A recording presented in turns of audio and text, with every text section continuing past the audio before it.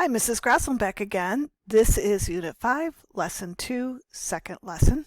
So we're going to practice some of this two-digit divisor division. And I am on page 214 in my textbook. Please join me. We're going to do this problem two different ways. So I'm going to show you the place value section way first, and then we'll go back and do it the traditional way. I would like for you either to do this on a piece of paper, or if you have room in your book, if you write really small, maybe you'll be able to fit it in. Okay, so I'm going to make my box first. I'm just going to shift over here a little bit, and my box is going to look like this. Sometimes I leave that bottom line off a little bit just so that in case I get a little long. And then I'm going to rewrite that 3,509 over here without the comma. And I think I probably should have left myself a little more space at the top of the box, but that's okay.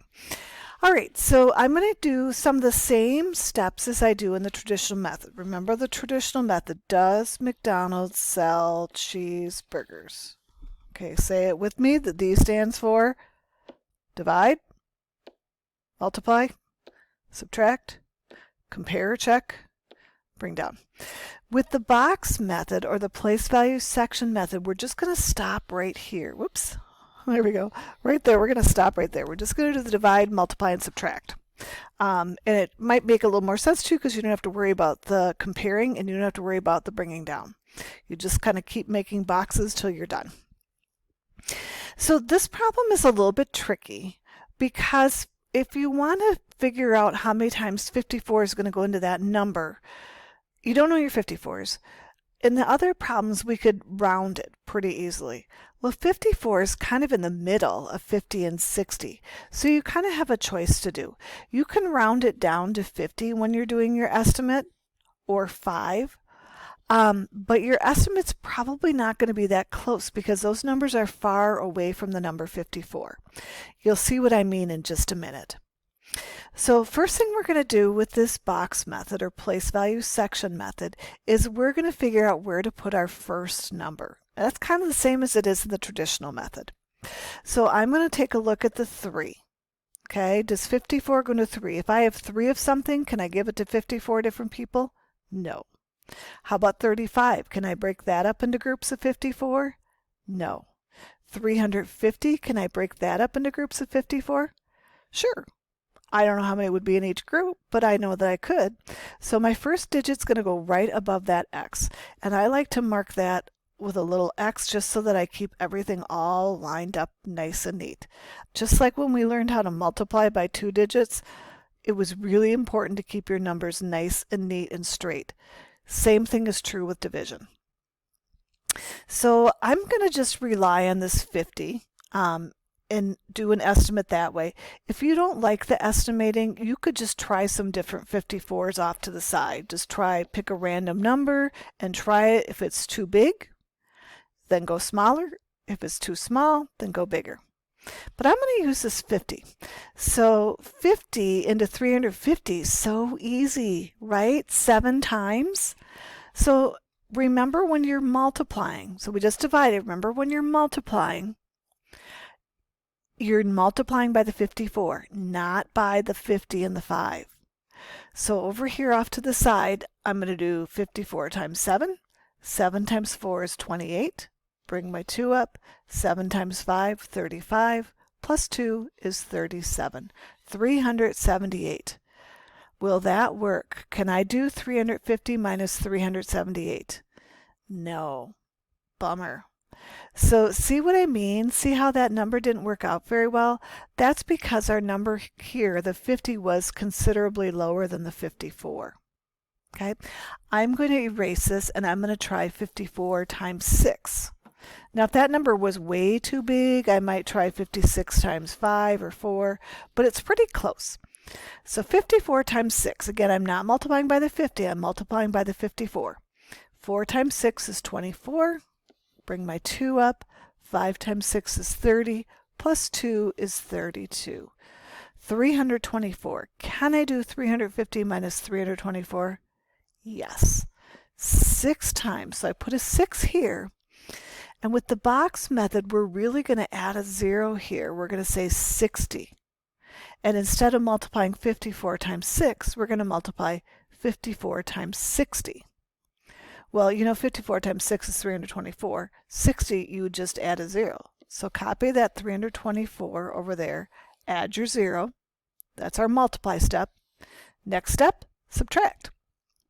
9, 4, 10, and I get 269. Can I have a remainder of 269? Nope. So what I'm going to do is I'm going to build another box over here. And I would normally make this nice and neat, but I wanted a little more room on top. So I'm going to move that 269 over here. And now I'm going to divide the 54 into 269. So again, I'm just going to that subtract, and then I go back to the division when I'm doing the box method. I don't have to compare because my number almost always here is going to be too big. It's going to be way bigger than that. And that just means I have to keep dividing. All right, I'm going to use that 50 again. Is 50 going to go into 2? No. 26? No. 269? Yeah. Well, how many times? Okay, well, 5 will go into 26 5 times. 54 times 6 over here was 324.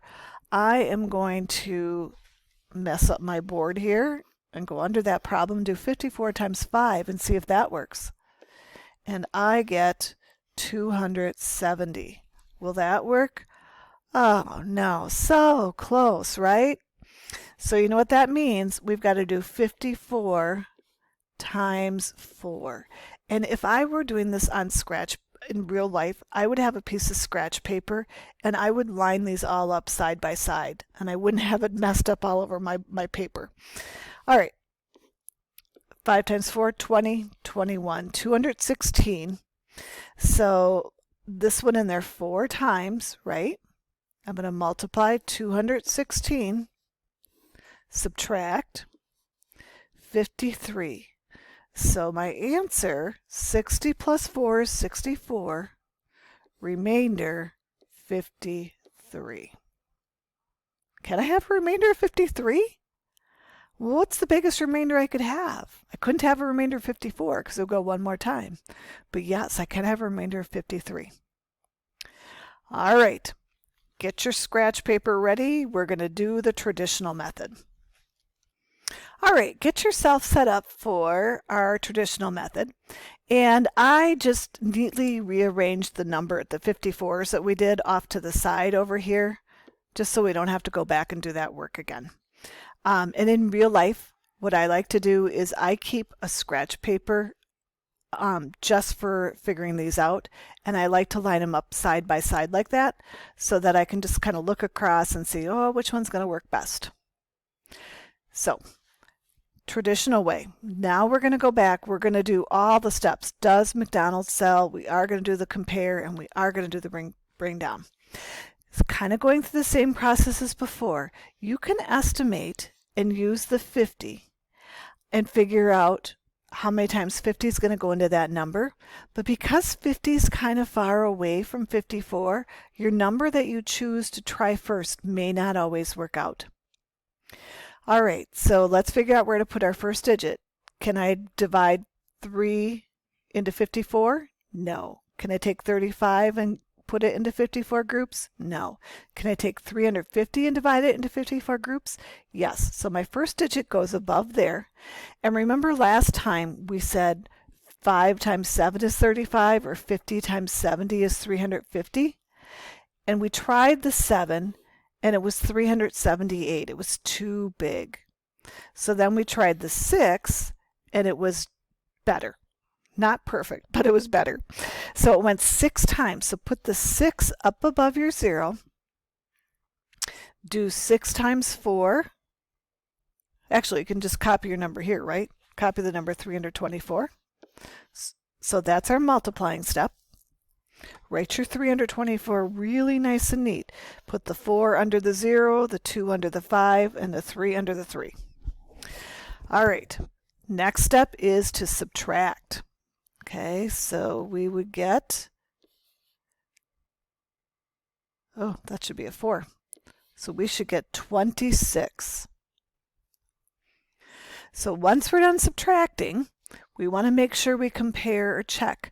The 26 has to be less than the 54. and it is. If this number that we get when we subtract, if it's 54 or it's bigger, then we know we've made a mistake. Maybe we made a mistake in our multiplying, maybe we made a mistake in our subtracting, but if it is, more likely than not, this number up here could have been bigger. So if this number is bigger than that number, you probably could have gone one more or maybe more. So I'm going to bring down my next step. I just subtracted. So now I have 269. And I'm working off the bottom in this method. How many 54s can I get out of 269? I'm going to look right across my 57s over here. And 50 would go into 26, or 5 would go into 26 5 times. But when I tried 5, it was 275, right? So that was too big. So we had to do 54 times 4, and we get, sorry, this is not right. And it should be 216. That will work. So that was our dividing. We went in there 4 times, put your 4 above the 9. Then we're going to multiply 4 times 54. Our answer is right over here. We just can copy it from one spot to the next. Subtract. And there's our remainder. Oh, we forgot to compare. Is 53 less than 54? Yes, it is. Is there anything left to bring down? Nope, we're done. So 64, remainder 53. Boom. All right, so now I've shown you both the box method and I've shown you the traditional method. And make a choice. Which method makes the most sense for you?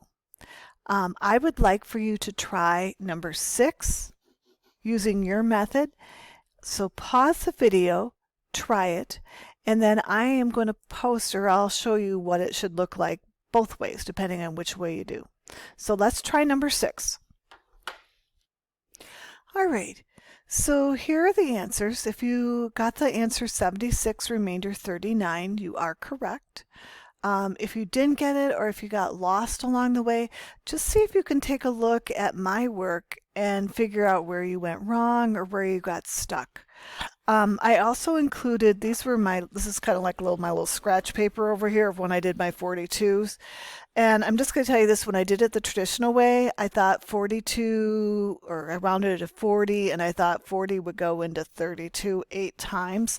But when I tried the 8, I got 336, and that was too big. Remember, it has to be smaller than 323 or equal to 323.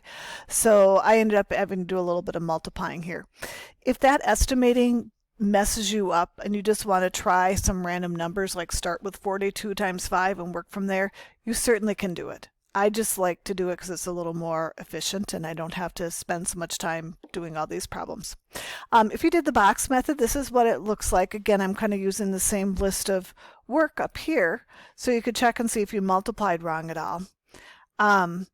Hopefully you did well, and your teacher will give you some more time to practice with this, but this is hard.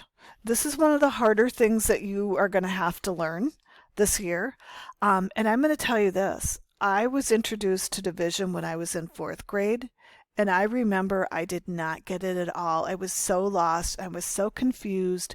And my mom and dad had this idea. I think I was the youngest of 5 kids, and so maybe by the 5th one they decided they were done with homework. But my mom and dad wouldn't help me with my homework.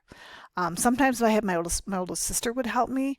But when I got to 5th grade, the teacher was teaching us how to do it again. And again, I was so lost. I was so confused, you guys. I did not know how to do it at all. And I just sat there.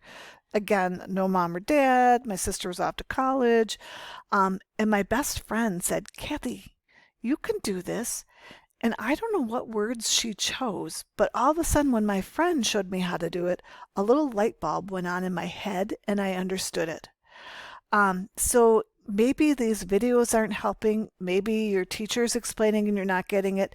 Ask a mom or dad, ask a neighbor, ask somebody who can help you, and maybe they'll just have the right words to say that you will learn it. Or maybe all of a sudden the light bulb's going to go on and it's going to make sense. In the meantime, hang in there. Good luck.